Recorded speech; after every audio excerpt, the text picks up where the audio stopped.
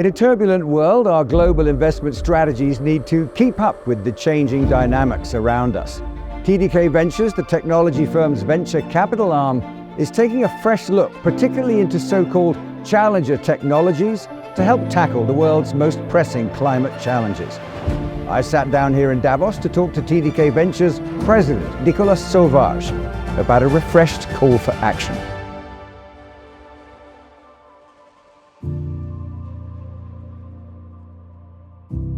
Nicolas, good to see you again. Thanks for joining us. First of all, who are TDK Ventures? Thank you, Andrew, for having me. TDK Ventures is a corporate VC arm of TDK, the high-tech firm in Japan that has lived its mission of contributing to society and to the world through technology for the past 85 years. TDK Ventures is leading its mission and putting it forward as it puts $350 million to invest globally in early-stage startups, high-tech, that are working on the most important world's challenges. We are a global ecosystem, and we need innovations to come forward.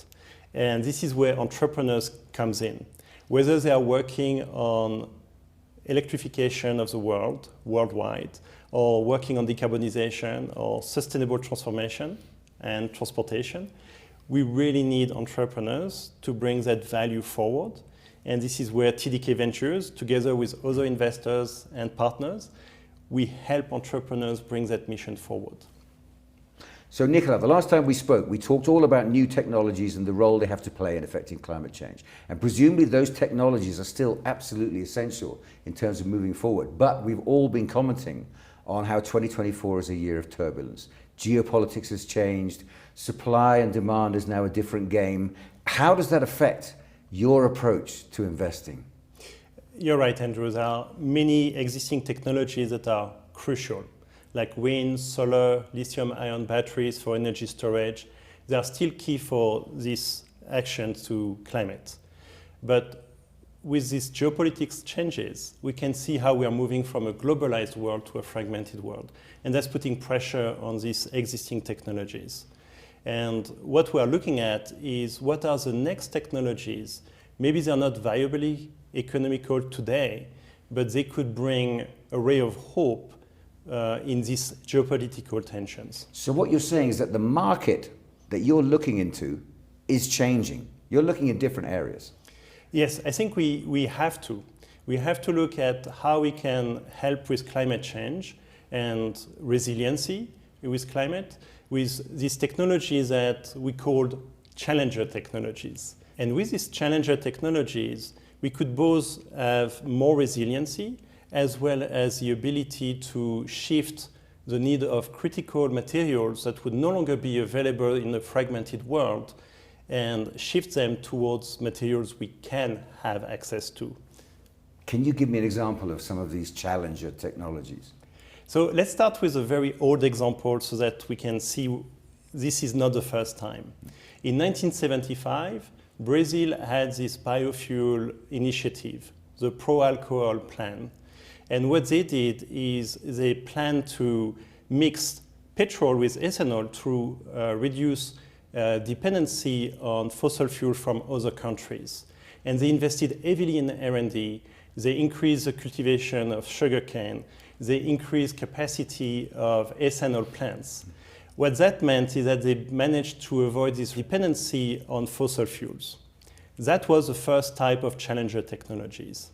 Now, if we look at different types of challenger technologies today, there are two types, and there are two rays of hopes, really. The first ray of hope is when you can recycle materials that are already inside the country. We invested, for example, in a company called Ascend Elements, which has this low-temperature recycling process for battery materials, high-value battery materials, that can be upcycled for reducing the need for mining of lithium, cobalt, and nickel. That's a challenger technology in itself. And Ascend Element recently received a unicorn valuation, which I see as a proof point of such challenger technology coming of age. Is it fair to say then that the crises of the geopolitics at the moment around the world may produce unexpected positives for us, in that our behaviors will change in terms of wastage, in terms of recycling and so on. We may discover a silver lining, if you like. Exactly. While it is very saddening to see all this tension in the world, it allows for the context for these challenger technologies to come to edge. And we see immense potential in fusion, for example, or energy storage. Let me give you an example of two investments we've made in challenger technologies, which are exactly about shifting the need for these materials that we may not have access as it was granted before. One is Peak Energy, which is commercializing sodium-ion battery solutions, which is tapping on a massive growing market demand for energy storage. The second one is Type 1 Energy, which is commercializing and developing nuclear fusion plant, which would be producing continuous green energy without the need for any more coal plant anymore in the future. Is that what we call the circular economy?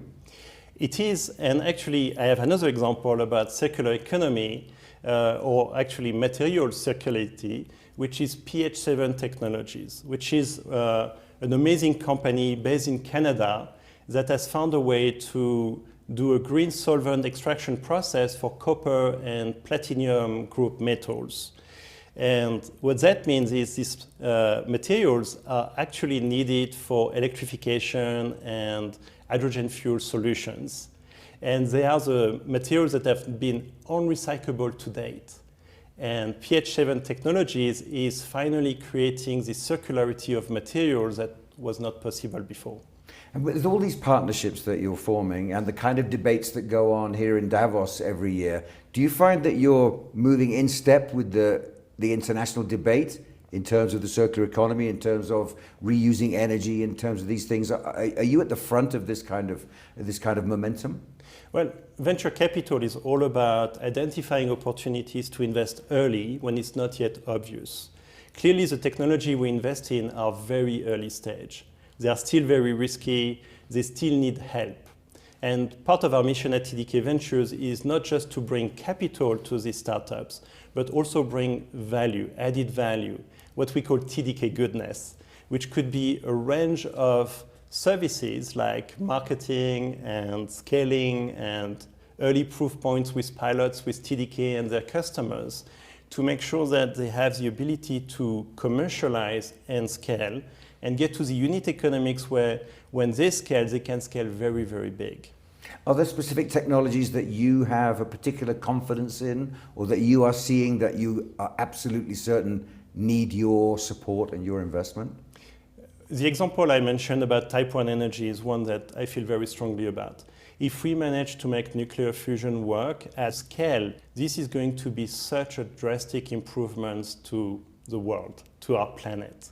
So I'm hoping that we find ways, us as venture capital, but also governments and citizens, to make sure that these new technologies that are really green, really important, get to the scalability where it can be deployed all around the world. So I think nuclear fusion is definitively one that's very important. But if I go back to Peak Energy with sodium-ion batteries, this is a place where we don't need lithium for everything.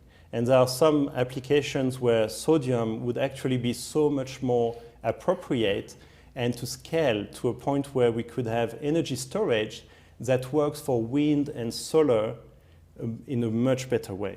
So Nikolai, we talked a bit about Davos and the ideas here and the ideas that you have and how you're keeping in step with those. There was another example you wanted to give me of a company that you're working with like that. Yeah, another example of investing that will advance the World Economic Forum initiatives and goal is our collaboration and investment in DVROD. This is a company that is working on these extreme water issues like flood and drought. They provide a global data solution that measures exactly the water levels and allows to anticipate and forecast this water risk in advance. And if you think about climate resiliency, this is a really important problem to tackle with water. Are you encouraged by the fact that you keep discovering more entrepreneurs who keep coming up with solutions, who are by nature optimistic, or always looking at the possibilities rather than being intimidated by the future? Actually, entrepreneurs is a fuel of innovation, and we like to call the entrepreneurs the impact scalers. And the reason is that it's their life's missions to bring positive impact to the world and to scale it. And in a way, VCs and CVCs are the impact scalers behind the impact scalers, because we want to bring them both capital and services and help for them to scale beyond that. And that's what we coined impact scaler squared, because if venture capital done well, we've got all these entrepreneurs being able to bring maximum impact to the world to the next level. So Nicola, considering all that, what is TDK Ventures' message to the world in 2024? Well, I hope by sharing the concept of challenger technologies more widely, including with you today, we inspire and mobilize entrepreneurs, investors, and governments in this crucial endeavor. My call for challenger technologies is for entrepreneurs to build them, for investors to invest in them, and for governments here to support their development and deployment. Together, we can turn the challenges of this fragmented world into opportunities for sustainable growth and a more sustainable, greener future. Nicola, always a pleasure. Thanks very much indeed. Thank you, Andrew.